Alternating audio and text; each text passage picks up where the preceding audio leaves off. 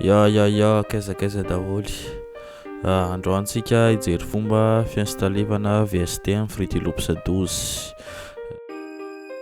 Voalohany tonga dia mahatsikaritra antsika raha miditra amin'ny Add Channel fa voatsinja raha araka ny kategoriany izay VST hitantsika ao.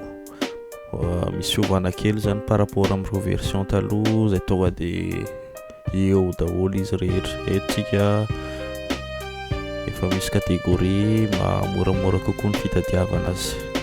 Dia rehefa vita izay dia mandeha amin'ny option file settings dia jerentsika ny dossier misy an'ireo VST. Ino zany miankina amin'ny tsirairay izay asian'ny VST-ny fa ny azo ohatra files dia dossier manokana. Dia misy fenêtre mipoitra avy eo dia atao OK. Miditra tsika ao amin'ny plugin database installed dia generators na VS dia mandeha amin'ny VST. Dia eto tsika zao mahatsikaritra fa mipoitra daholo ireo VST extérieur izay vao installé amin'ny disque dur. Dia raha ohatra ka tsika hipoitra amin'ny Add Channel VST dia clic droit dia add to plugin database. Rehefa vita izay dia afaka hitantsika ao amin'ny liste Add Channel le plugin antsika vaovao.